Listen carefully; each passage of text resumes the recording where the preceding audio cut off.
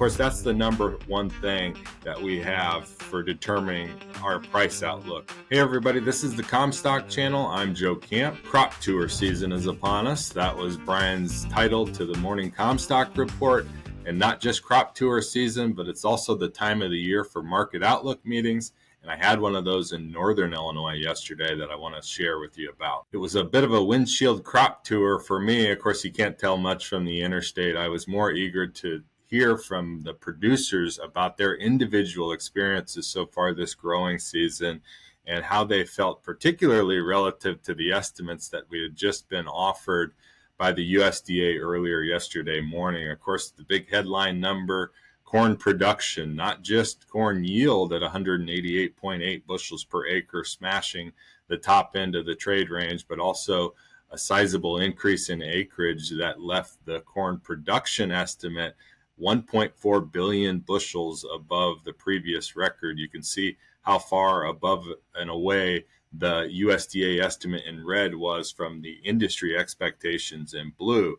What purpose this serves for the USDA to look at the industry expectations and whether or not they're considered beforehand is an open question for me, but it's at least something we can track over time, like with last year and the trend of the USDA starting too high on production, only to have the industry expectations later catch up, to think about the potential stubbornness of the USDA from that point, but then only to be surprised by a unprecedented, historically large reduction in the final January yield estimate.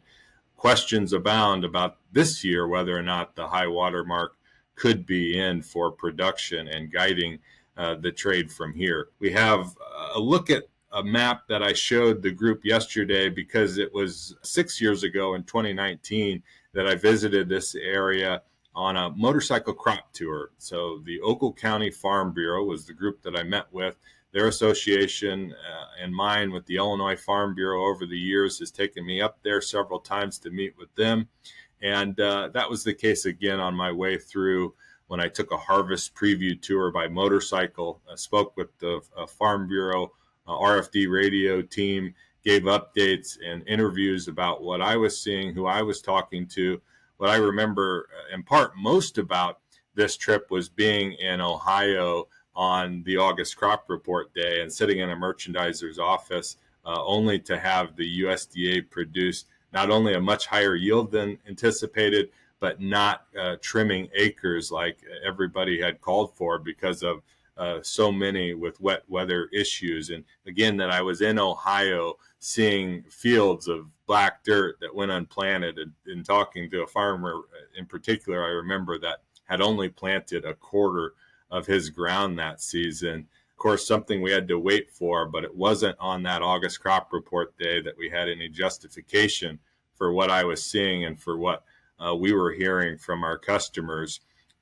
The same was true for coming back through on that limit down day in Ohio a couple days later back in Northern Illinois, and meeting back up with the Farm Week team to take some video, take some pictures. You can see the crop in Northern Illinois near where I was again last night, and not bad. It had its potential. What I remember so vividly after the Ohio crop report incident was that the rest of the Corn Belt was so far behind that it seemed unjustified again to have that big of a yield jump already in August. This crop in so many places in 2019 looked more like it was mid-July rather than mid-August. A lot different, of course, this year when we talk about crops as far ahead as they are in so many places, but still questions related to what we have in terms of reporting potential now that we've got the August numbers out of the way. The August numbers are shown here for corn yield. It included a whole host of record yields that was covered in the Comstock report, including Iowa at the top for 222, but many others in the trade, myself included, questioning this number for Illinois only being a bushel behind Iowa. And for a record on Illinois, it's going to take a lot, given the early season troubles, definitely in southern Illinois. Those same conditions applied for many areas of southern Indiana as well, whose projected at a record yield of 205 bushels per acre. Where does that give?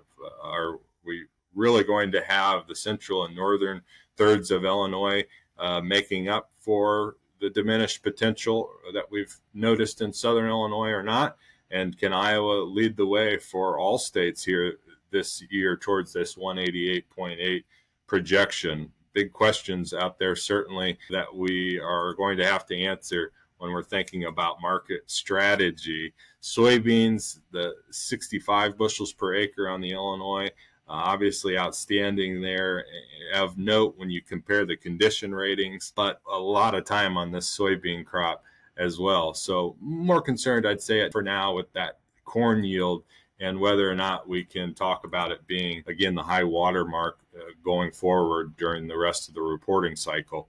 I talked with these producers in Ogle County last year, just having some outstanding numbers, almost 243 bushels per acre on corn, 67 bushels per acre on soybeans. Can they beat it? The general feeling, the polling of the room was a consensus no, that it will be short of last year, that dealing with the heat for one, some places were dry in northern Illinois for a long stretch. They did not have as many of the heavily wet issues that other spots in the state, southern Illinois, as mentioned, other parts of the eastern Corn Belt. But at least the feeling for this group was, no, we don't have the potential that we did last year. So we're left to talk with other groups. That's going to be a general theme going forward, is to poll producers about how they're approaching this harvest with expectations above or below last year, position relative to APH. A lot of those questions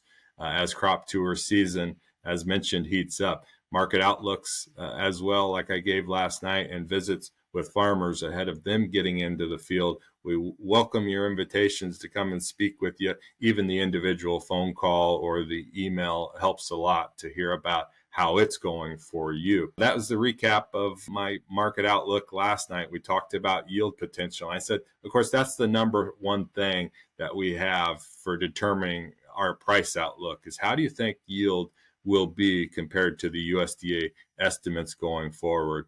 Next question is, of course, how are we going to use these crops? So also talking to the group on their feelings about trade. Do you believe or not we'll have a trade agreement that brings China back into the market for fall soybeans? Most pressing issue, it would seem, about demand right now. But right now, more conversation about yield, justifiably so at this point in August, and really heating up, getting out there. I'll enjoy that. And again, invite those comments from what you're seeing out there. Visit us next time on the Comstock channel. I've been Joe Camp. Futures trading involves risk. The risk of loss in trading futures and/or options is substantial, and each investor and/or trader must consider whether this is a suitable investment. Past performance is not indicative of future results.